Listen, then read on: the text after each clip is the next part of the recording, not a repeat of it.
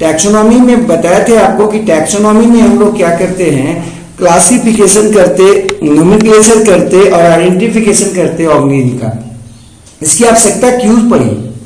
इसकी आवश्यकता इसलिए पड़ी कि जो भी आपके ऑर्गेनिज्म थे उनके बारे में हम जानते नहीं थे, उनका अध्ययन करना अगर चाहते थे तो उनकी संख्या काफी ज्यादा थी।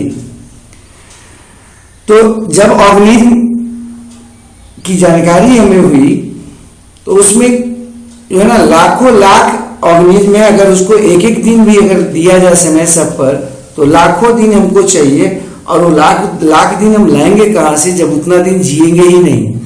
तो लोगों ने क्या किया, उनके अध्ययन को सिस्टमेटिक वे में करने के लिए उन्हें पहचानना शुरू किया और समूह में बांटना शुरू किया।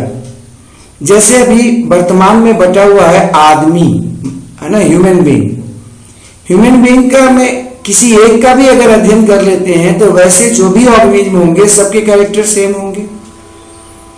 फिर है आपका हॉर्स, घोड़ा, गधा, कुत्ता, ये क्या एक समूह है, जीव समूह है। अगर एक का भी उसमें अध्ययन कर लेंगे तो वैसे सारे के सारे जो ऑर्गेनिज्म होंगे उनका कैरेक्टर क्या होगा, सेम होगा। तो टैक्सोनॉमी जो था इसमें तीन चीज प्रमुख है, तीन बातें की जाती हैं। पहला है नोमेनक्लेचर। नोमेनक्लेचर में क्या किया जाता है, नोमेनक्लेचर जो है इसमें हम मेनली आपका नाम देते हैं, किसी ऑर्गेनिज्म जो है ना उसका नामकरण करते हैं। अब आपके मन में आएगा कि नामकरण करने के लिए क्या करते होंगे। देखिए, नामकरण करने के लिए कुछ जो है सो आपका नियम बनाया गया है, कुछ कानून बनाया गया है अंतर्राष्ट्रीय स्तर पर, और उसका पालन करते हैं। इसका रीजन क्या है, कारण क्या है? आप अगर थोड़ा सा भी आपको अनुभव हो घर का अपना, तो देखिएगा कोई बच्चा अगर जन्म लेता है तो उसके घर के जो सदस्य होते हैं वो अलग अलग नाम सुझाते हैं उसे, है ना। कोई कुछ बोलेगा, कोई कुछ बोलता है, कोई कुछ बोलता है, लेकिन उसमें से कौन सा नाम जो है ना उपयुक्त हो, ये सब मिलकर एक तय करते हैं। कहीं ना कहीं हम लोग जो है ना आपस में मिलकर उसका तय करते कि एक ही नाम होना चाहिए। नहीं तो सोच लो, एक ही व्यक्ति का, एक ही आदमी का कई नाम हो सकता है। फुआ उसको कुछ और बोलेंगी, नानी कुछ और बोलेंगी, मामी कुछ और बोलेंगी, माँ कुछ और बोलेगी, हाँ, बाप कुछ और बोलेगा। अर्थात जो भी ऑर्गेनिज्म होगा, जो भी जीव होगा या जो भी उसका परिवार के सदस्य होंगे वो अपने अनुसार उसका नामकरण कर देंगे। यही स्थिति हुआ इस संसार में ऑर्गेनिज्म का भी। जो भी ऑर्गेनिज्म मिला या नया पता लगता है उसको लोग अपने अपने ढंग से बुलाना शुरू कर देते थे। तो इसको अंतर्राष्ट्रीय स्तर पर इसमें समस्या क्या होता था, जैसे आप देख लो, एक चावल उदाहरण ले लेते हैं। चावल, भारत में उसको चावल बोल रहे हैं हिंदी क्षेत्रों में, अंग्रेजी क्षेत्रों में या फिर जो हिंदी भाषी क्षेत्र नहीं है वहां पर उसको राइस बोलता लोग। आप फ्रांस में चले जाओ कुछ और बोलेगा, अमेरिका में कुछ और बोल देते, इंग्लैंड में कुछ और बोल देते। तो समस्या क्या होता, ऑर्गेनिज्म एक ही है लेकिन उसका नाम कई हो जाते और लोग आपस में उलझने लगते हैं उस नाम को लेकर। इसलिए प्रत्येक ऑर्गेनिज्म या जीव का नाम जो है ना वो देने का प्रोसेस शुरू किया गया और इसे कहा गया नोमेनक्लेचर, जो टैक्सोनॉमी का एक बहुत महत्वपूर्ण भाग है। प्रत्येक ऑर्गेनिज्म को कम से कम दो नाम से जाना जा सकता है। एक है वर्नाकुलर नेम या कॉमन नेम या लोकल नेम। वर्नाकुलर नेम या कॉमन नेम या लोकल नेम जैसा कि बोल रहा है, बता रहा है आपको, स्थानीय नाम होता है, सामान्य नाम होता है। इसको देने पर कोई खास रीजन इसका नहीं होता, कुछ एक कैरेक्टर के आधार पर इसको दे दिया जाता है। यह जो नेम होता है ऑर्गेनिज्म का वो स्थानीय स्तर पर होता है। जैसे इंडिया है, भारत जो है ना वहां पर भी जो है ना स्थानीय नाम की शुरुआत हुई। अब ये जो नाम है, ये जो नाम है वो नाम आपका अलग अलग हो सकता था, लेकिन भारत जो है वो कई राज्यों का देश है, विविधताओं का देश है। तो यहाँ पर क्या हुआ, दक्षिण भारत के जो लोग थे उनका कहना था कि हम जो है हिंदी नाम नहीं मानेंगे। तो जो है ना, इसलिए भारत में एक सामान्य नियम बनाया गया कि यहाँ पर जो भी अंग्रेजी नाम होगा, इंग्लिश नेम होगा किसी भी चीज का, किसी भी ऑर्गेनिज्म का, वो उसका क्या माना जाएगा, वो उसका आपका वर्नाकुलर या कॉमन नेम माना जाएगा। तो कॉमन नेम या वर्नाकुलर नेम किसे कहते हैं, तो दिमाग में आ जाना चाहिए। स्थानीय स्तर पर जिस नाम से किसी जीव को या किसी पदार्थ को जाना जाता है वो उसका वर्नाकुलर नेम या कॉमन नेम कहलाता है। इसका कोई साइंटिफिक नेम नहीं होता है। भारत में ऑर्गेनिज्म का कॉमन नेम क्या है, भारत में ऑर्गेनिज्म का कॉमन नेम जो है वो उसका अंग्रेजी नाम है, इंग्लिश नेम है। अगला है दूसरा साइंटिफिक नेम। साइंटिफिक नेम जो है ना, वैसे नाम को कहते हैं जो पूरे विश्व स्तर पर उस ऑर्गेनिज्म के लिए दिया जाता है। पहला ये जो होता है आपका साइंटिफिक नेम जो होता है वो आपका उस नाम से हम अंतर्राष्ट्रीय नाम भी इसको कह सकते हैं, चूंकि इससे हम पूरे के पूरे अंतर्राष्ट्रीय लेवल पे जानते हैं किसी को। और ये जो है ना अंग्रेजी नेम नहीं होता, हिंदी नेम नहीं होता, बल्कि इसको लैटिनाइज्ड या लैटिन नेम में बताया जाता है या बनाया जाता है उसको। कोई भी ऑर्गेनिज्म का जो नाम होता है उसको लैटिनाइज्ड कर देते हैं, उसे लैटिन भाषा में जब लिखते हैं तो वो नाम को साइंटिफिक नेम बताया गया या बनाया गया। इसको देने के लिए सबसे पहला जो शुरुआत था वो हुआ था कैरोलस लिनियस के द्वारा। कैरोलस लिनियस जो है ना, इसको आपको बाइनोमियल नोमेनक्लेचर के रूप में शुरुआत किया। बाइनोमियल नोमेनक्लेचर, बाइ मतलब दो अक्षर का नाम। कैरोलस लिनियस जो थे उनका नाम था कार्ल वॉन लीनी। शुरुआती नाम जो था कैरोलस लिनियस का वो था कार्ल वॉन लीनी। उन्होंने सबसे पहले क्या किया, अपने नाम को दो शब्द का बनाया और उसको कहा कि साइंटिफिक नेम जो भी होंगे वो कितने अक्षर के होंगे, 2 अक्षर के होंगे। और उसी से अपने नाम को उन्होंने कार्ल वॉन लीनी से कैरोलस लिनियस किया और बाइनोमियल नोमेनक्लेचर की शुरुआत कर दी। बाइनोमियल नोमेनक्लेचर जो था वो जैसा कि बोल रहा है ये 2 नामों का बना होता है। एक जेनरिक नाम होता है और दूसरा स्पेसिफिक नेम होता है। ठीक है, ये देखो इसको दिया तो बाइनोमियल नोमेनक्लेचर जो है ना वो दिया तो गया था बॉहिम के द्वारा। पीछे आपको बताए थे बॉहिम जो है ना इसको दिया था, सबसे पहले उनके द्वारा दिया गया था।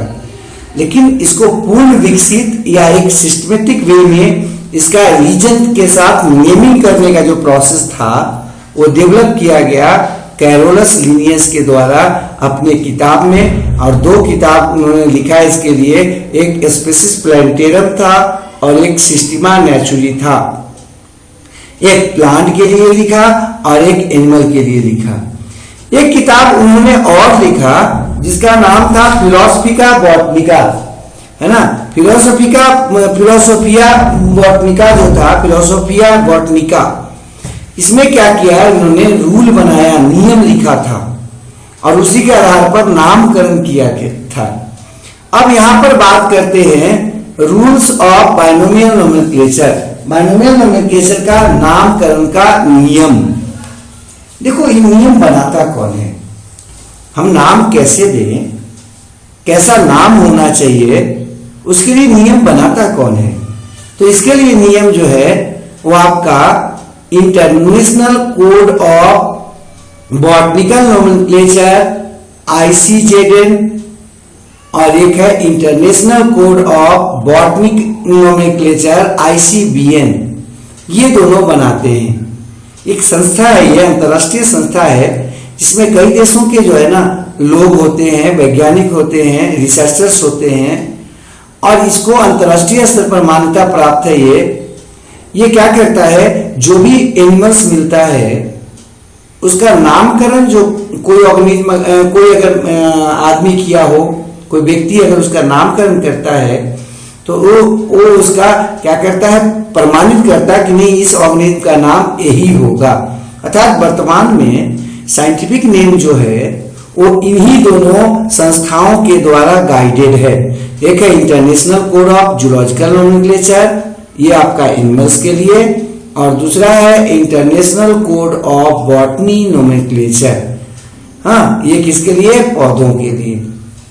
थोड़ा सा इसमें हम नोट करके लिखे हैं। आपको अभी जो बात ऊपर बोले थे कि बाइनोमियल नोमेनक्लेचर की जो शुरुआत थी सबसे पहले जो है ना वो की गई थी किसके द्वारा? गैस्पर्ड बॉहीन के द्वारा या जी बॉहीन के द्वारा। उनका एक किताब था जिसका नाम था पाइनेक्स, ठीक है।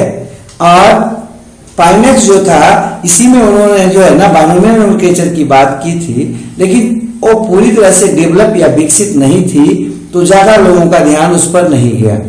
कैरोलस लिनियस ने इन्हीं के बातों को आगे बढ़ाया, अपना 3 किताब लिखा। एक था फिलोसोफिया बॉटेनिका, दूसरा था स्पेसिस प्लांटेरम और तीसरा था सिस्टीमा नेचुरी। फिलोसोफिया बॉटनिका जो था वो नियम लिखा हुआ एक किताब था जिसमें किसी का नामकरण देने के लिए कुछ प्रमुख नियम दिए गए थे, रूल दिए गए थे। स्पेसिस प्लांटेरम जो था वो आपका साइंटिफिक नेम प्लांट्स का जो था वो देने का किताब था, या ढेर सारे आपके जो पौधे थे उनका साइंटिफिक नेम दिया हुआ था। नेक्स्ट जो है वो आपका है सिस्टीमा नेचुरी। सिस्टीमा नेचुरी जो होता है वो आपका साइंटिफिक नेम है उस किताब में किसका? एनिमल्स का। तो ये थोड़ा सा बात कुछ है जो दिमाग में रखिएगा। फिलोसोफिया बॉटनिका कौन दिया था? तो आपके दिमाग में आ जाना चाहिए कि ये किताब जो थी वो लिखा गया था कैरोलस लिनियस के द्वारा। पाइनेक्स जो बुक था वो किसने लिखा था? तो ये किताब जो है वो लिखी गई थी किसके द्वारा? बॉहीन साहब के द्वारा, और इसी में बाइनोमियल नोमेनक्लेचर की शुरुआत हुई थी। सिस्टीमा नेचुरी जो है ना एनिमल्स के लिए था, जबकि स्पेसिस प्लांटेरम प्लांट्स के लिए था। अब हम नीचे शुरू करते हैं टाइप्स ऑफ टैक्सोनॉमी। नियम जो है ना कौन कौन थे प्रमुख, वो नियम को अलग से लिखेंगे, उसको अलग से बताएंगे। फिलहाल जो बात करते हैं टाइप्स ऑफ टैक्सोनॉमी का करते हैं। और ये जो टाइप्स ऑफ टैक्सोनॉमी है मेनली हम यहाँ पर प्लांट का बात कर रहे हैं, ऐसे ये एनिमल्स में भी लागू होता है, लेकिन प्लांट्स पर ज्यादा लागू होता है क्योंकि प्लांट्स जो थे वो उसमें आपका अलग अलग प्रकार का क्लासिफिकेशन किया गया था ज्यादा। पहला है ऑर्थोडॉक्स या क्लासिकल या अल्फा टैक्सोनॉमी। ये जो अल्फा टैक्सोनॉमी है ये शब्द दिया गया था तुरील के द्वारा। तुरील ने इस शब्द को दिया, और इसमें क्या किया जाता है? पौधों को पहचाना जाता है, नामकरण दिया जाता है और क्लासिफिकेशन दिया जाता है मुख्यतः उनके बाहरी रूप के आधार पर, मॉर्फोलॉजिकल कैरेक्टर्स के आधार पर। हाँ, कैसे उनके रूट्स हैं, कैसे उनके स्टेम हैं, कैसे उनके आप जो है ना लीव्स है, फ्लावर्स है, फ्रूट्स है। तो ये जो मॉर्फोलॉजिकल कैरेक्टर्स है, इन मॉर्फोलॉजिकल कैरेक्टर्स के आधार पर इसका क्या किया जाता है? इसमें हम आइडेंटिफिकेशन, नोमेनक्लेचर और क्लासिफिकेशन करते हैं, इसलिए इसको क्लासिकल बोलते हैं। और ये जो है ना पुराना टाइप प्रकार का आपका टैक्सोनॉमी है, इसको प्रिमिटिव इसलिए मानते हैं कि ये जो ना सामान्यतः बाहरी बातों पर ध्यान देता था। ये काफी डिस्क्रिप्टिव था, पूरा डिस्क्रिप्शन देता था किसी टैक्सोनॉमी में, किसी ऑर्गेनिज्म का पूरा डिस्क्रिप्शन दे देता था, उसका पूरा कैरेक्टर बता देता था। इसे जो है ना सबसे पहले शुरू किया गया था एरिस्टोटल के द्वारा। एरिस्टोटल ने इसकी शुरुआत की। थियोफ्रास्टस साहब ने उस बात को आगे बढ़ाया और इलेबोरेट किया, और ये तब तक आया जब तक कैरोलस लिनियस थे। कैरोलस लिनियस तक आया, उसके बाद जो है ना इसमें बदलाव हुआ और मॉडर्न या एक्सपेरिमेंटल टैक्सोनॉमी आ गया। इसमें जो यूनिट होता था क्लासिफिकेशन का वो स्पेसिस होता था। स्पेसिस को इसका बेसिक यूनिट माना गया। इसमें जो है ऑर्गेनिज्म का अध्ययन किया जाता था, ग्रुप का अध्ययन नहीं होता था। कोई पार्टिकुलर ऑर्गेनिज्म जो है उसके कैरेक्टर जो है ना क्या है, ऐसे इसका क्या होता था, इंडिविजुअली आपका स्टडी होता था। इसमें काफी समय लगता था, चूंकि स्टडी जो था इंडिविजुअल के बेसिस पर होता था। इसी में नेचुरल सिस्टम ऑफ क्लासिफिकेशन जो है आपका क्लासिफिकेशन का एक टाइप है, उसको इसी में रखते हैं। नेक्स्ट जो बात करते हैं वो है आपका मॉडर्न और एक्सपेरिमेंटल और ओमेगा टैक्सोनॉमी या न्यू और न्यू सिस्टमेटिक्स। ठीक है, ये क्या कहता है, ये क्या कहता है कि इसमें जो है आपका पॉपुलेशन का आपका स्टडी किया जाता है। इसे पॉपुलेशन सिस्टमेटिक्स भी कहते हैं या बायो सिस्टमेटिक्स भी कहते हैं। वहां पर देखो ऊपर में इंडिविजुअल का कर रहे थे, यहां पर जनसंख्या या पॉपुलेशन का बात करते हैं। ये जो न्यू सिस्टमेटिक शब्द था वो जूलियन हक्सले के द्वारा दिया गया था। इसमें क्या क्या आता है, बायो सिस्टमेटिक्स आते हैं, बायो सिस्टमेटिक्स आते हैं। एक्सपेरिमेंट का बात कर रहे, मॉडर्न या एक्सपेरिमेंटल आपका सिस्टमेटिक्स का बात कर रहे थे। इसमें जो है ना पॉपुलेशन का अध्ययन किया जाता है, इसको पॉपुलेशन सिस्टमेटिक्स भी कहते हैं या बायो सिस्टमेटिक्स भी कहते हैं। ये जो टर्म है न्यू सिस्टमेटिक्स, ये आपका दिया गया था जूलियन हक्सले के द्वारा 1940 में।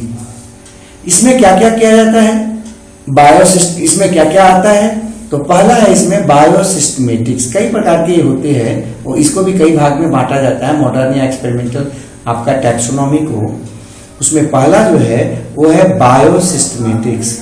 बायो सिस्टमेटिक्स जो होता है वो आपका जेनेटिक इवोल्यूशन जो होता है प्लांट या एनिमल्स का पॉपुलेशन का, उस पर आधारित होता है। हाँ, जेनेटिक इवोल्यूशन मतलब इसमें हम क्या करेंगे, क्रोमोसोम का अध्ययन करके ऑर्गेनिज्म को बांटते हैं। क्रोमोसोम मॉर्फोलॉजी के आधार पर, क्रोमोसोम नंबर के आधार पर, ब्रीडिंग बिहेवियर के आधार पर या बैरियर्स के आधार पर। तो इसमें जो है ना ऑर्गेनिज्म को बांटा जाता है जेनेटिक जो है ना कैरेक्टर्स के आधार पर। और जेनेटिक कैरेक्टर्स में क्या आता है, क्रोमोसोम्स आता है, मॉर्फोलॉजी, क्रोमोसोम नंबर आता है, ब्रीडिंग बिहेवियर आता है, बैरियर्स आता है। ये जो है ना सबसे पहले दिया गया था कैंप और गिली के द्वारा। ठीक है, कैंप और गिली ने इसे सर्वप्रथम दिया था। बस इतना ही इसमें दिमाग में रखना है आपको कि बायो सिस्टमेटिक्स में क्या किया जाता है। तो बायो सिस्टमेटिक में आपका जेनेटिक जो है ना स्टडी किया जाता है ऑर्गेनिज्म का, और उसके आधार पर उसका क्लासिफिकेशन, आइडेंटिफिकेशन और क्या करते हैं उसको हम क्लासिफाई करते हैं, आइडेंटिफाई करते हैं, नोमेनक्लेचर देते हैं और क्लासिफाई करते हैं। अगला है कीमोटैक्सोनॉमी। कीमोटैक्सोनॉमी जो था ये आल्स्टन के द्वारा और टर्नर के द्वारा दिया गया था। कीमोटैक्सोनॉमी जो था इसमें जनरली जो है साइंटिफिक केमिकल्स जो होते हैं या स्पेसिफिक जो केमिकल्स होते हैं किसी ऑर्गेनिज्म के, उसके आधार पर इसको सजाया जाता है, उसके आधार पर इसको जो है ना पहचाना जाता है या नाम दिया जाता है। तो इसमें जो है ना सामान्यतः हम जो सेकेंडरी मेटाबोलाइट्स होते हैं जैसे अल्कलॉइड है, ड्रूसेस है, रैपिड्स है या सिस्टो आपका सिस्टोलिथ वगैरह है, इसके आधार पर हम लोग क्या करते हैं, इसमें हम क्लासिफिकेशन, आइडेंटिफिकेशन और नोमेनक्लेचर करते हैं। तो कीमोटैक्सोनॉमी क्या है भाई, दिमाग में आ जाना चाहिए। कीमोटैक्सोनॉमी जो है वो आपका स्पेसिफिक केमिकल्स जो होते हैं प्लांट्स में, उनका अध्ययन के द्वारा, उनके स्टडी के द्वारा ऑर्गेनिज्म को हम ग्रुप में बांटते हैं, ऑर्गेनिज्म का नोमेनक्लेचर करते हैं या उनको पहचानते हैं। तो ये आपको बता रहे थे आपका टाइप्स ऑफ मॉडर्न या एक्सपेरिमेंटल टैक्सोनॉमी। तो मॉडर्न या एक्सपेरिमेंटल टैक्सोनॉमी में कई टाइप्स थे। पहला तो बता दिए बायोसिस्टमेटिक्स, जो आपका जेनेटिक अध्ययन के द्वारा इसमें ऑर्गेनिज्म को पहचाना जाता है, नाम दिया जाता है या सजाया जाता है। दूसरा था कीमोटैक्सोनॉमी, ये आपका स्पेसिफिक केमिकल्स के आधार पर पहचाना जाता है, नाम दिया जाता है या उसको क्या किया जाता है, ग्रुप में सजाया जाता है। अब यहाँ पर थोड़ा सा हम सेकेंडरी मेटाबोलाइट्स का बात किए थे। तो ये मेटाबोलाइट्स क्या है, सेकेंडरी मेटाबोलाइट्स या प्राइमरी मेटाबोलाइट्स से हम क्या समझते हैं। देखो हम लोग पीछे पढ़ते आ रहे हैं कि मेटाबॉलिज्म जो है ना वो आपका बायोकेमिकल प्रोसेसेस है जो ऑर्गेनिज्म या सेल के अंदर होता है। ठीक है, तो वैसा प्रोसेसेस जो ऑर्गेनिज्म या सेल के अंदर होता है उसको जिंदा रखता है, वो क्या कहलाता है? बायोकेमिकल प्रोसेसेस कहलाता है, रिएक्शंस कहलाता है, और एक साथ उसको हम क्या कहते हैं? मेटाबॉलिज्म कहते हैं। ये आपका इसमें क्या क्या चीज होता है? ग्रोथ और डेवलपमेंट जो है ना वो आपका से संबंधित होता है। कौन? मेटाबॉलिज्म। ये ध्यान रखना है कि मेटाबॉलिज्म के कारण ही हमको एनर्जी मिलता है, ग्रोथ होता है, डेवलपमेंट होता है, और तो और मेंटेनेंस और रिपेयर वगैरह होता है। ये पीछे हम लोग देखे थे। अब देखो जो मेटाबोलाइट्स होता है, मेटाबॉलिज्म होता है, उसके फलस्वरूप, मेटाबॉलिज्म के फलस्वरूप जो प्रोडक्ट्स बनते हैं उनको कहते हैं मेटाबोलाइट्स। तो मेटाबोलाइट्स क्या है? वैसे प्रोडक्ट्स जो आपके क्या कहते हैं? मेटाबॉलिज्म के द्वारा बनते हैं उसको कहते हैं मेटाबोलाइट। ये टैक्सोनॉमी जो पढ़ रहे थे, क्लासिफिकेशन जो पढ़ रहे हैं ऑर्गेनिज्म का, उसमें आपको अभी जो बात हो रहा था मेटाबोलाइट्स का बात हो रहा था। तो मेटाबोलाइट्स किसको बोल रहे हैं बाबू? तो वैसे इंटरमीडिएट प्रोडक्ट्स को मेटाबोलाइट बोलते हैं जो मेटाबॉलिज्म के समय बनता है ना। मेटाबॉलिज्म के समय जो प्रोडक्ट्स बनते हैं उनको हम क्या कहते हैं? मेटाबोलाइट्स कहते हैं। अब इसमें मेटाबोलाइट्स दो प्रकार के हो सकते हैं, प्राइमरी मेटाबोलाइट्स और सेकेंडरी मेटाबोलाइट्स। प्राइमरी मेटाबोलाइट्स किसको कहते हैं? वैसे मेटाबोलाइट्स को या वैसे प्रोडक्ट्स को हम प्राइमरी मेटाबोलाइट्स कहते हैं जो आपका मेटाबॉलिज्म के द्वारा बनता है और ग्रोथ और डेवलपमेंट में डायरेक्टली इन्वॉल्व होता है। फिर से बोलते रहे, वैसे प्रोडक्ट्स या इंटरमीडिएट प्रोडक्ट्स जो मेटाबॉलिज्म के दौरान बनता है या मेटाबॉलिज्म के द्वारा बनता है और ग्रोथ और डेवलपमेंट में सीधे इन्वॉल्व होता है, उसको कहते हैं प्राइमरी मेटाबोलाइट्स। जैसे कार्बोहाइड्रेट, प्रोटीन, विटामिन, ये आपका फैटी एसिड्स में सब इसमें आ जाएगा, है ना। फैटी एसिड्स है, अमीनो एसिड्स है, ये सब क्या होता है? डायरेक्टली जो है ना आपका ग्रोथ और डेवलपमेंट में इन्वॉल्व होता है, और ये बनता किसके थ्रू है? मेटाबॉलिज्म के थ्रू बनता है। फिर लिख रहे हैं कि ये जो है ना जो प्राइमरी मेटाबोलाइट्स होगा वो एक स्पीसीज जो है ना या दो स्पीसीज का बात नहीं होगा। किसी भी स्पीसीज के ऑर्गेनिज्म में अगर प्राइमरी मेटाबोलाइट्स का बात करोगे तो सब में सेम होगा। कार्बोहाइड्रेट जो है वो सब में सेम होता है, हाँ, स्टोरेज फॉर्म उसका या एनर्जी के रूप में यूज करने का फॉर्म सब में सेम होता है। आपका प्रोटीन जो है उसका जो है वो आपका सब में सेम होता है, करीब करीब किस रूप में? कंस्टिट्यूएंट के रूप में, जैसे सब अमीनो एसिड्स के ही बने होते हैं। तो इस तरह से अमीनो एसिड सब में सेम हो जाएगा, तो वो भी क्या आ जाएगा? प्राइमरी मेटाबोलाइट्स कहलाएगा। अब बात करते हैं सेकेंडरी मेटाबोलाइट्स का। सेकेंडरी मेटाबोलाइट्स किसको कहते हैं? वैसे आपके मेटाबॉलिक प्रोडक्ट्स या वैसे केमिकल्स जो आपका प्राइमरी मेटाबोलाइट से बनते हैं। मतलब किससे बना? कार्बोहाइड्रेट से बना, ग्लूकोज से बना, फ्रुक्टोज से बना, फैटी एसिड से बना, अमीनो एसिड से कुछ चेंज उसमें हो गया और उससे बन गया हो, तो उसको कहते हैं सेकेंडरी मेटाबोलाइट्स। तो सेकेंडरी मेटाबोलाइट्स क्या है? ये भी मेटाबॉलिक प्रोडक्ट होता है, लेकिन इसका निर्माण सीधे मेटाबॉलिज्म से नहीं होता, बल्कि मेटाबॉलिज्म के द्वारा या मेटाबॉलिक प्रोसेस के द्वारा बनने वाले प्राइमरी मेटाबोलाइट से आपका साइड प्रोडक्ट के रूप में हो जाता है। नेक्स्ट पॉइंट, ये जो है ना ये अलग अलग स्पीसीज में अलग अलग होंगे और आपका इकोलॉजिकल फंक्शन इसका जो है ना ये अलग अलग दिखाएगा। तो नेक्स्ट हम जो बात बता रहे थे कि ये आपका अलग अलग स्पीसीज में अलग अलग तरह का होता है और ये समानता इकोलॉजिकल फंक्शन दिखाता है, न कि ये आपका कैसा फंक्शन दिखाता है? मॉर्फोलॉजिकल फंक्शन दिखाता है। मतलब डेवलपमेंट और ग्रोथ से रिलेटेड नहीं है, बल्कि किसे उसको रखने में, बने रहने में, उस जगह पर बनाए रखने में इसको मदद करता है। कौन? Secondary metabolite. मेटाबोलाइट्स क्या करता था? याद रखिए, प्राइमरी मेटाबोलाइट जो थे, प्राइमरी मेटाबोलाइट जो था वो क्या कर रहा था? उस ऑर्गेनिज्म के ग्रोथ और डेवलपमेंट से जुड़ा हुआ है। दोनों में अंतर क्लियर हो जाना चाहिए। उस ऑर्गेनिज्म के ग्रोथ और डेवलपमेंट से जुड़ा हुआ था। कौन? Primary metabolites. लेकिन सेकेंडरी मेटाबोलाइट जो है ना, समानतः उसको उस वातावरण में, उस परिस्थिति में बनाए रखने में मदद करता है। जैसे उसको ग्रेजर से बचा सकता है, एनिमल्स के द्वारा खाए जाने से बचा सकता है, उसको जो है ना अपने उसके एनिमीज से बचा सकता है या बचाता है, एडवर्स कंडीशन में बचाने में मदद करता है। तो वो जो आपको होंगे मेटाबॉलिक प्रोडक्ट्स, वो क्या कराएंगे? सेकेंडरी मेटाबोलाइट्स कहेंगे। लेकिन जो ग्रोथ में मदद करेगा, डेवलपमेंट में मदद करेगा, उसको क्या करेगा? सीधे आपका मेटाबॉलिक प्रोडक्ट के रूप में निकलेगा, डायरेक्ट निकलेगा, उसको कहते हैं प्राइमरी मेटाबोलाइट्स। ठीक है, बात कर रहे थे और प्राइमरी मेटाबोलाइट्स का। तो सेकेंडरी मेटाबोलाइट्स आपको बता दिए कि मेटाबॉलिज्म के कारण जो आपका प्रोडक्ट मिलेगा उसको क्या बोलेंगे? Primary metabolites. हाँ, इसका यूज कब होगा? ग्रोथ और डेवलपमेंट में। जबकि सेकेंडरी मेटाबोलाइट जो होते हैं वो किससे बनता है? प्राइमरी मेटाबोलाइट से कुछ डेरिवेटिव्स के रूप में बनता है या चेंज के रूप में बनता है। ये जो आपका सेकेंडरी मेटाबोलाइट्स है वो अलग अलग स्पीशीज में अलग अलग होगा, जबकि प्राइमरी मेटाबोलाइट सब में एक ही होता है।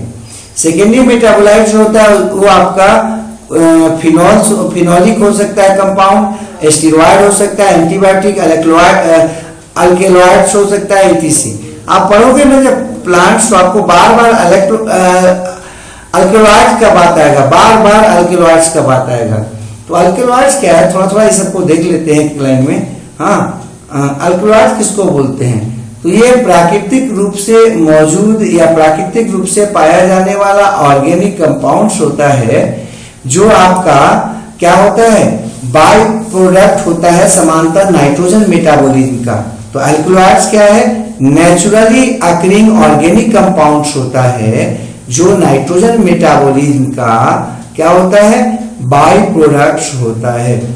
समांतर यह बेसिक होता है नेचर में। ठीक है, तो अल्कलॉइड जैसे ही बोला जाएगा कि प्लांट का अल्कलॉइड है तो आपके दिमाग में आ जाना चाहिए कि एक तरह का ऑर्गेनिक कंपाउंड है, या कह सकते हो कि उसके नाइट्रोजन बाई प्रोडक्ट, नाइट्रोजन आपका मेटाबॉलिज्म में का एक बाई प्रोडक्ट है। ठीक है, ये आपका सामान्यतः बेसिक होता है। नेक्स्ट है ड्रूसेस। ड्रूसेस किसे कहते हैं? तो ड्रूसेस जो होता है ना, स्फेरिकल क्रिस्टल्स होता है, छोटा छोटा जो है ना क्रिस्टल्स होता है गोलाकार, और बना होता है सामान्यतः, ऐसे तो आपका कैल्शियम कार्बोनेट का भी हो सकता है, लेकिन ये सामान्यतः बना होता है आपका कैल्शियम ऑक्जेलेट का। अधिकांश में जो है ना कैल्शियम ऑक्जेलेट का ही होता है। ये पाया जाता है आपका सामान्य रूप में आपको नजर आएगा ओनियन में, हाँ, या लिलिएसी फैमिली में कॉमनली ये नजर आता है। ठीक है, अगला है रैफिड। रैफिड किसको कहते हैं? रैफिड जो होता है नीडल लाइक क्रिस्टल्स होता है कैल्शियम ऑक्जेलेट का। ठीक है, कैल्शियम ऑक्जेलेट यहाँ पर मोनोहाइड्रेट के रूप में होता है, या कैल्शियम कार्बोनेट भी हो सकता है जो क्या होता है? एरागोनाइट्स के रूप में होता है। कैल्शियम कार्बोनेट जो है ना वो एरागोनाइट्स कंपाउंड के रूप में होता है, या कैल्शियम ऑक्जेलेट मोनोहाइड्रेट होता है। ये इसका खासियत क्या होता है कि ये नीडल लाइक होता है, और इसका एक किनारा जो होता है ना काफी तेज होता है, काफी शार्प होता है, और ये सामान्यतः रहता किस रूप में है? समूह के रूप में रहता है, क्लस्टर के रूप में रहता है। आप लोग ओल वगैरह खाए होंगे, तो ओल में बोलते ना हम लोग कि गड़ रहा है, काट रहा है कुछ मुंह को, तो रैफिड के भी उसमें एक कारण है जो हमको क्या करता है? वो ओल में काटने का अनुभूति देता है। लोग खटाई डाल देते तो बोलते कि ठीक हो जाता है, रियली में उसको जब हम क्या करते हैं साइट्रिक एसिड वाला कोई पदार्थ डाल के या फिर खटाई जिसको बोल रहे हो वो डाल के उसको सिझा देते हैं पूरा, तो ये जो रैफिड है ना वो आपका करीब करीब समाप्त होने लगता है या सॉफ्ट हो जाता है। अगला बात करते हैं, इसमें उदाहरण हो गया स्पिनाच में है, कॉमेलिना में है, या कोलोकेशिया में है। हाँ, आलू कण, जमीन कण इसको बोलते लोग। अगला है सिस्टोलिथ। सिस्टोलिथ क्या होता है? सिस्टोलिथ जो होता है पीयर शेप्ड क्रिस्टल्स होता है कैल्शियम कार्बोनेट का। पीयर शेप नाशपाती आकार का कैल्शियम कार्बोनेट का होता है, और ये स्पेशल सेल में पाया जाता है जिसे हम लिथोसिस्ट कहते हैं। देखो ये हम आपको इसलिए बता दे रहे हैं इतना कि कहीं भी आएगा ना रैपिड्स, सिस्टोलिथ या आपको आ जाएगा ड्रूसेस, अल्कलॉइड्स, आएगा ही आएगा, क्योंकि हम लोग अभी पढ़ाई शुरू कर रहे हैं। तो ये आपके दिमाग में जो है ना आ जाए उस समय कि है क्या। अल्कलॉइड जैसे ही बोला जाएगा आपके दिमाग में आ जाना चाहिए कि ये नाइट्रोजन कंपाउंड से एक ऑर्गेनिक कंपाउंड है नाइट्रोजन का, और ये जो है ना आपका कब आएगा, कब बनेगा, तो जब आपका नाइट्रोजन मेटाबॉलिज्म होगा उसका बाय प्रोडक्ट के रूप में ये बनता है। ठीक है। अब ड्रूसेस क्या बता दिया आपको, तो ड्रूसेस जो है ना स्फेरिकल क्रिस्टल्स है। उसके बाद आपको रैपिड्स क्या बता दिए, ये नीडल्स है जो कैल्शियम ऑक्जेलेट का बना होता है। फिर आपको क्या बताया, सिस्टोलिथ बताया। सिस्टोलिथ क्या बताया, ये भी क्रिस्टल है, कैल्शियम कार्बोनेट का मिलनी है, स्फेरिकल होता है, और जिस स्पेशल सेल में ये पाया जाता है उसको कहते हैं लिथोसिस्ट। लिथोसिस्ट वो आपका स्पेशल आपका सेल होता है जो स्फेरिकल होता है, और उस सेल में ही ये क्या पाया जाता है, सिस्टोलिथ पाया जाता है। आपको ये मोरेसी फैमिली में मिलेगा। मोरेसी फैमिली आप शायद जानते होंगे। मोरेसी फैमिली में ही दूध वाले प्लांट्स आ जाते हैं बड़े बड़े, जैसे रबर का प्लांट, जैसे आपको इसी में जो है ना वो फाइकस स्पीसीज भी आ जाता है, गुल्लर वगैरह सब। तो उस सब का जो है ना लीफ में आपको ये सिस्टोलिथ पाया जाएगा। कैनाबिस में पाया जाएगा। कैनाबिस समझते होंगे शायद आप, भांग को बोलते हैं, तो कैनाबिस में भी पाया जाता है। नेक्स्ट है साइटोटॉक्सिक या साइटोटैक्सोनॉमी, सॉरी, हाँ, तीसरा हम लोग टैक्सोनॉमी का टाइप पढ़ते हैं, उसका नाम है साइटोटैक्सोनॉमी। साइटोटैक्सोनॉमी जो है ना इसको सबसे पहले दिया था कौन, हिस्लॉप हैरिसन ने।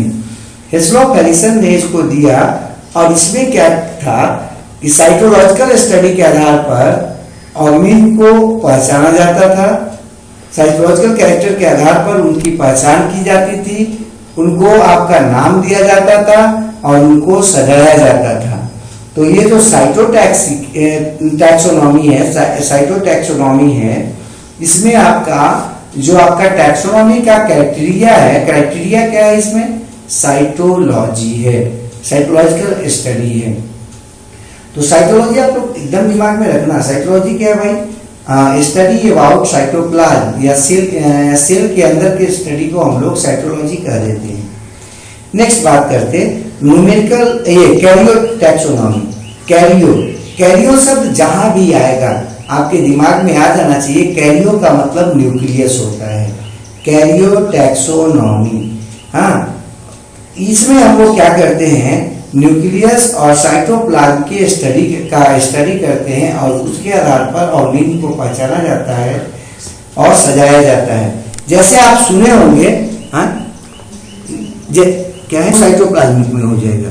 ठीक है, ध्यान रखिएगा, न्यूक्लियस जो होगा उसके अंदर का स्टडी जो होगा वो कैरियो टैक्सोनॉमी में होगा, जबकि साइटोटैक्सोनॉमी में क्या होगा, न्यूक्लियस के बाहर सेल के अंदर, मतलब साइटोप्लाज्म का स्टडी। जैसे आप थोड़ा सा इसमें कैरियो टैक्सोनॉमी में कई बात दिमाग में आएगी, और पढ़ना नहीं है उतना, आपको केवल एक लाइन में इसको जान लेना है।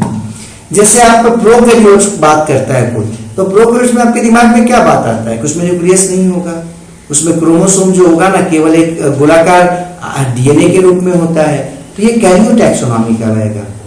अगला है न्यूमेरिकल टैक्सोनॉमी। न्यूमेरिकल टैक्सोनॉमी किसको कहते हैं, तो जैसा कि नाम है न्यूमेरिकल, मतलब इसमें हम क्या करेंगे, मैथ का जो ना आइडिया का यूज करते हैं टैक्सोनॉमी के लिए, मतलब पहचानने के लिए, नामकरण देने के लिए स्पीसीज को, या स्पीसीज का क्या रिलेशनशिप है किसी के साथ, स्पीसीज कितना एडवांस है या पीछे है, वो इसमें न्यूमेरिकल टैक्सोनॉमी से पता लग जाता है। मैथमेटिकल आइडिया से, मैथ के कोफिशिएंट्स के मदद से या डायग्राम के मदद से हम स्पीसीज के रिलेशनशिप का पता लगाते हैं, यहाँ पर उसके पुराने या नए होने का पता लगाते हैं, उसके एडवांस या प्रिमिटिव होने का पता लगाते हैं। तो ये हो गया आपका न्यूमेरिकल टैक्सोनॉमी, जो कि हम पढ़ रहे थे किसमें, मॉडर्न टैक्सोनॉमी का इस भाग है। हाँ, अब इसको हम लोग फिन टैक्सोनॉमी भी बोलते हैं, वो सब लिखा हुआ है, थोड़ा देख लीजिएगा। अब आगे बढ़ते हैं हम, और नेक्स्ट है आपका important rules of binomial nomenclature. ठीक है, बायनोमियल नोमेनक्लेचर का इंपॉर्टेंट रूल्स। देखो थोड़ा सा ये जो चैप्टर है थोड़ा आपका भार पड़ेगा, इसमें जो है ना थोड़ा बार बार देखने का चीज बार आपको ज्यादा है, अर्थात कुछ बात आपके दिमाग में रखना पड़ेगा, आपको याद रखना पड़ेगा। ये चैप्टर का ये खासियत है या खराबी है। इंपॉर्टेंट रूल्स जो है बायनोमियल नोमेनक्लेचर का, उसमें सबसे पहले आते हैं कि नामकरण देने के लिए कौन सा आपको क्राइटेरिया फॉलो करना पड़ेगा। आपको अगर थोड़ा बहुत भी याद हो तो बताए थे कि आपका जो ये थे जिनको हम फादर ऑफ टैक्सोनॉमी बोलते थे, कैरोलस लिनियस, वो आपका किताब लिखे थे, 3 किताब था, स्पेसिस प्लांटेरम, ठीक है, सिस्टीमा नेचुरी, और एक था फिलोसफिया क्या बॉटनिका। तो फिलोसफिया बॉटनिका जो था उसी में आपके बायनोमियल नोमेनक्लेचर के कुछ नियम थे। तो कुछ नियम जो यहाँ पर है जो अंतर्राष्ट्रीय लेवल पर मान्य है वो उसी किताब से लिया गया है, और कुछ जो नियम है वो आपका बाद में बनाया गया है। तो क्या क्या नियम है देखते हैं। कोई भी नाम पौधे का या एनिमल्स का या कोई भी ऑर्गेनिज्म हो जो सिस्टीमा नेचुरी में मेनली इनका नहीं मेंशन हो या स्पीसीज प्लांटेरम में नहीं मेंशन हो, मतलब उसमें नहीं लिखा हुआ है, उसको माना नहीं जाएगा। तो सबसे पहला नियम यही बनाया गया कि जो भी नाम होंगे किसके, उन किताब के आने के पहले या किताब के बाद, तो जो किताब से मिलते होंगे या किताब में लिखे हुए होंगे उन्हीं नामों को माना जाएगा। तो ध्यान रखिएगा, इसमें पहला बात क्या था कि उसी नाम को माना जाएगा, वो जो नाम आपका क्या होगा, वो आपका उस दोनों किताब में लिखा हुआ होगा। ठीक है, यहाँ पर आपको नामों को क्या किया जाएगा, आपको ही मेंशन करना है या मानना है, लेना है, जो आपका सिस्टीमा नेचुरी में है या स्पेसिस प्लांटेरम में है। तो आपके मन में आएगा कि सर जिन प्लांट का इसमें नहीं लिखा हुआ होगा तब उसके लिए आप स्वतंत्र हैं, तब जो है ना आप आगे बढ़ सकते हैं। लेकिन जिसका नाम लिख दिया गया इन दोनों किताबों में, उस नाम को आपको मानना होगा, वो नाम आप नहीं बदल सकते हैं। ये नियम बनाया गया पहला। दूसरा, कोई भी ऑर्गेनिज्म जो होगा उसका नाम जो होगा वो 2 शब्द का होगा या 2 नाम उसका होगा। पहला है जीनस नाम होगा और दूसरा जो नाम होगा वो आपका स्पीसीज नाम होगा। जीनस नाम जो होगा वो फर्स्ट नाम होगा और वो हमेशा कैपिटल लेटर से शुरू होगा, जबकि किसी भी ऑर्गेनिज्म का जो दूसरा नाम होगा, नाम का सेकंड जो आपके वर्ड होगा, दूसरा जो वर्ड होगा वो स्पीसीज का होगा और वो स्मॉल से शुरू होगा, है ना। हम आपको आगे दिखाएंगे भी इसका। जैसे एक हम एग्जांपल ले लेते हैं, नीचे लिखे हैं यहाँ पर देखिए, एंट अमीबा हिस्टोलिटिका। ये क्या एक बैक्टीरिया का नाम है या एक ऑर्गेनिज्म का नाम है या एक माइक्रो ऑर्गेनिज्म का नाम है, ये हमको नहीं मालूम है। ये हमको नहीं मालूम है कि बैक्टीरिया का है कि ऑर्गेनिज्म का है, किसका है, सॉरी किस ऑर्गेनिज्म का है। लेकिन ये तो भी मालूम है कि ऑर्गेनिज्म है एक एंट अमीबा हिस्टोलिटिका आप सबको। तो इसमें देखिए तो ये कितना शब्द का है या कितना आपका जो है ना नाम वाला है, तो 2 नाम वाला है। एक है एंट अमीबा नाम हुआ, एक क्या हो गया, हिस्टोलिटिका हो गया, एक ही ऑर्गेनिज्म का नाम है। अब इसमें जो एंट अमीबा है वो आपका जीनस का नाम है उसका, जबकि हिस्टोलिटिका जो है वहां पर वो उसके स्पीसीज का नाम है। और ये जो नाम है आपका दोनों के दोनों, इसमें पहला जो नाम है एंट अमीबा, उसको देखिए वो आपका किससे शुरू हुआ भाई, वो कैपिटल अक्षर से शुरू हुआ है, जबकि जो आपका स्पीसीज का नाम है हिस्टोलिटिका, ये किससे शुरू हुआ है, स्मॉल लेटर से शुरू हुआ है। तो ये आपका दूसरा इस रूल का नियम है या ये रूल है। इसमें क्या कि कोई भी ऑर्गेनिज्म का जो नाम होगा दो नाम का होगा, पहला होगा जीनस और दूसरा होगा स्पीसीज। ठीक है, जीनस जब भी शुरू करेंगे तो कैपिटल आपका अल्फाबेट से शुरू करेंगे, जबकि स्पीसीज का नाम मतलब दूसरा जो नाम होगा वो स्मॉल से होगा। नेक्स्ट बात कर रहे हैं, जीनस और जो स्पीसीज है नेम, वो आपका या तो लैटिन भाषा में होना चाहिए या लैटिनाइज्ड होना चाहिए, मतलब लैटिन के रूप में उसको कन्वर्ट किया जाना चाहिए। और इसको जो हम प्रिंट करेंगे वो इटैलिक्स में करेंगे। अगर हाथ से लिखेंगे तो उसको अलग अलग अंडरलाइन कर देंगे। देखिए यहाँ पर किए हैं। हाँ, फिर से बोल दे रहे हैं, क्या बोला है कि जब भी किसी जीनस या स्पीसीज का नाम लिखोगे कोई ऑर्गेनिज्म का, तो लैटिनाइज होगा, मतलब लैटिन भाषा में आपको कन्वर्ट करना पड़ेगा। अंग्रेजी में है तो लैटिन में कन्वर्ट कीजिए उसका, या लैटिनाइज कीजिए उसको, या तो लैटिन नाम ही लिखिए या उसको लैटिन के रूप में कन्वर्ट कीजिए। और उसको जब भी प्रिंट करना हो तो इटैलिक्स में कीजिए। इटैलिक्स का मतलब होता है क्या, तिरछा जो है ना, बुकड़ुआ अंग्रेजी जिसको बोलते थे आप, इटैलिक्स में कीजिए। और अगर इटैलिक्स में आप नहीं कर सकते, आपको हाथ से लिखना है, तो उसको अलग अलग अंडरलाइन कीजिए। ये हो गया नेक्स्ट नियम किसका, बायनोमियल नोमेनक्लेचर का।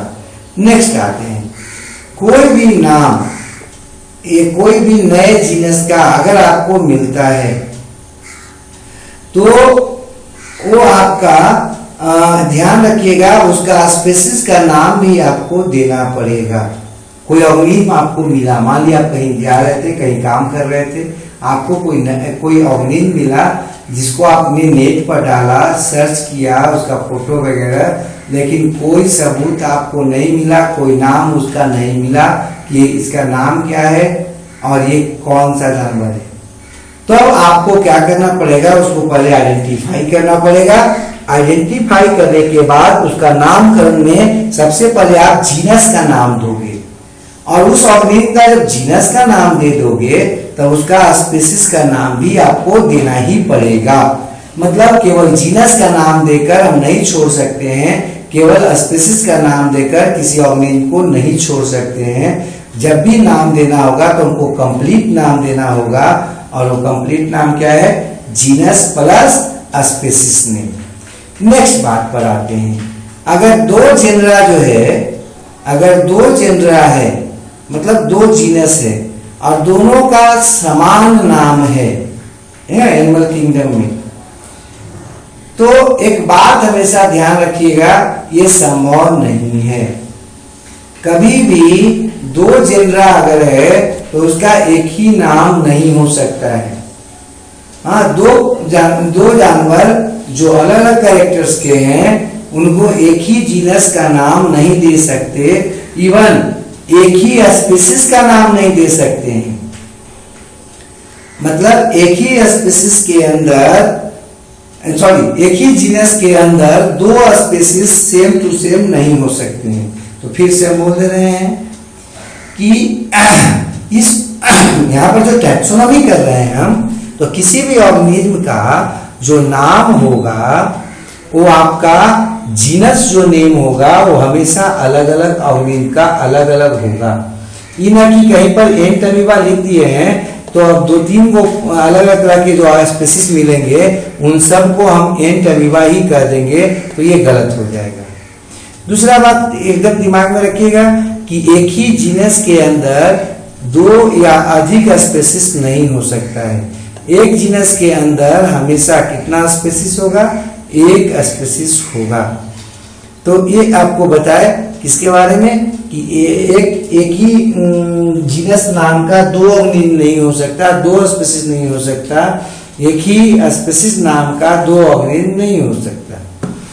नेक्स्ट बात करते हैं, अब हम जब बात करते हैं कि जब जीनस का नाम बार बार रिपीट होगा, ठीक है, अगर जीनस का नाम जो है ना वो रिपीट होगा तो जीनस जो है उसको हम क्या करते हैं, एब्रिविएट में लिखते हैं या शॉर्टकट में लिख देते हैं। जैसे ऐसा कई बार होता है ना कि जैसे कोई का नामकरण देना था, प्रभात कुमार, हाँ, सुबोध कुमार और ऐसे करके लिखते जा रहे हैं गधा कुमार, कुछ भी करते जा रहे हैं, तो कु करके लिख देंगे, बार बार कुमार नहीं लिखेंगे।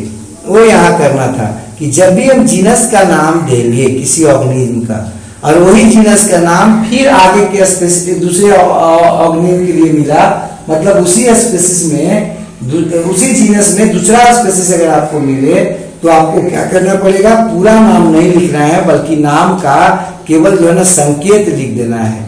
जैसे उदाहरण देख लीजिए, यहाँ पर लिखे हैं एंट अमीबा हिस्टोलिटिका।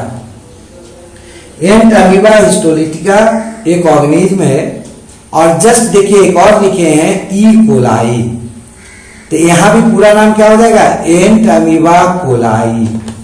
ठीक है, नेक्स्ट है ई जिंजिवाइलिस, तो आपके दिमाग में क्या आ जाना चाहिए, ई मतलब एंट अमीबा, जिंजिवाइलिस GINGIVALIS, मतलब क्या है, ये दोनों, ये तीनों जो ऑर्गेनिज्म देख रहे हैं आप, ये तीनों के तीनों ऑर्गेनिज्म का जीनस क्या है, सेम है। ठीक है, तो इसलिए जीनस जो है एक बार पूरा नाम लिख देंगे, और उसके बाद जो नामकरण देंगे उसमें डॉट से और संकेत में काम चला लेंगे। अगला आते हैं, नेम जो होता है किसी भी जीनस का, वो आपका अकेले लिख सकते हो। ठीक है, आप जीनस का नाम लिख सकते हो, जैसे एंट अमीबा लिख दो, कोई बात नहीं है, एंट अमीबा लिख दिए चलेगा। आप जो है ना होमो लिख दिए चलेगा, लेकिन केवल सेपियंस लिख के काम नहीं चला सकते हो। मनुष्य का आप नाम जानते हो, वैज्ञानिक नाम है होमो सेपियंस, तो होमो लिख दीजिए, काम चल जाएगा, मतलब उससे कुछ बात हो सकता है। लेकिन आप अगर सेपियंस लिख देंगे, क्या बोलते यहाँ पर कि अगर जो है ना हम सेपियंस नहीं लिखेंगे तो दिक्कत हो जाएगा, सेपियंस को अकेले नहीं लिख सकते हैं, दिमाग में रखिएगा। जैसे आपका नाम है कुछ प्रभात कुमार, तो खाली कुमार लिख दीजिएगा तो नहीं चलेगा, प्रभात केवल लिख दीजिए कि खाली प्रभात, तो चल जाएगा, वो सही है, चलेगा। तो यही बात यहाँ पर हम बताना चाह रहे हैं कि किसी भी ऑर्गेनिज्म का नाम जो है केवल जीनस अकेले लिख दीजिएगा उसका नाम तो चलेगा, लेकिन स्पीशीज का नाम अकेले लिख दीजिएगा तो गलत हो जाएगा, वो नहीं चलेगा। ऊपर में देख रहे थे आप एंट अमीबा हिस्टोलिटिका, तो एंट अमीबा खाली लिख दीजिए चल जाएगा, लेकिन केवल हिस्टोलिटिका लिख दीजिए, केवल कोलाई लिख दीजिए, केवल जिंजिवाइलिस लिख दीजिए, तो ये गलत हो जाएगा, नहीं चलेगा। नेक्स्ट जो बात कर रहे हैं वो है कि जब किसी ऑर्गेनिज्म का नाम देते हैं तो एक बात हमेशा ध्यान रखना, ऐसा भी तो हो सकता है कि आप नाम दिए कोई और नाम दिया होगा और दोनों के दोनों नाम सेम है, मतलब सॉरी सेम बोल रहे हैं, अति है, माने सही है।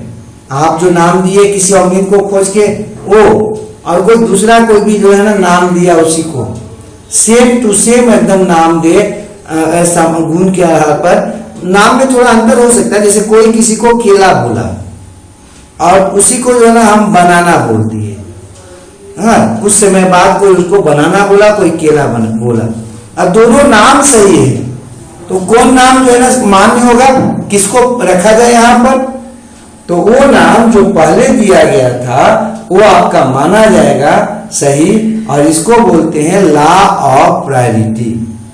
लॉ ऑफ प्रायोरिटी में क्या बता रहे हैं कि इसमें किसी ऑर्गेनिज्म के उस नाम को, उस वैज्ञानिक नाम को पहले माना जाता है जो वैज्ञानिक नाम पहले आया हो।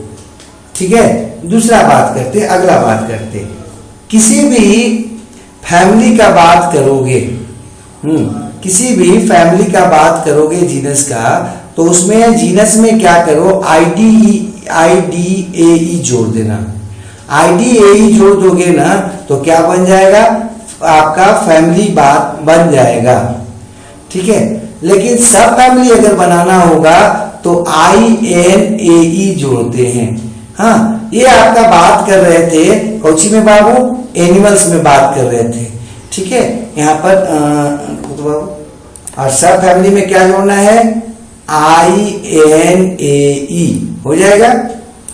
अब देखो यहाँ पर लिखे हैं पैराग्राफ चेंज करके कि बॉटनिकल और जूलॉजिकल जो आपका नेम होता है दोनों आपका अलग अलग होता है, डिस्टिंक्ट होता है।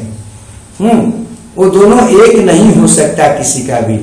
हाँ, तो कई बार हम लोग क्या करते हैं ना कि बॉटनी को जूलॉजी से जोड़ देते हैं। दोनों अलग अलग चीज है, दोनों को के कैरेक्टर्स अलग अलग हैं, दोनों का इवोल्यूशन अलग अलग है, दोनों का जो है डेवलपमेंट अलग अलग है।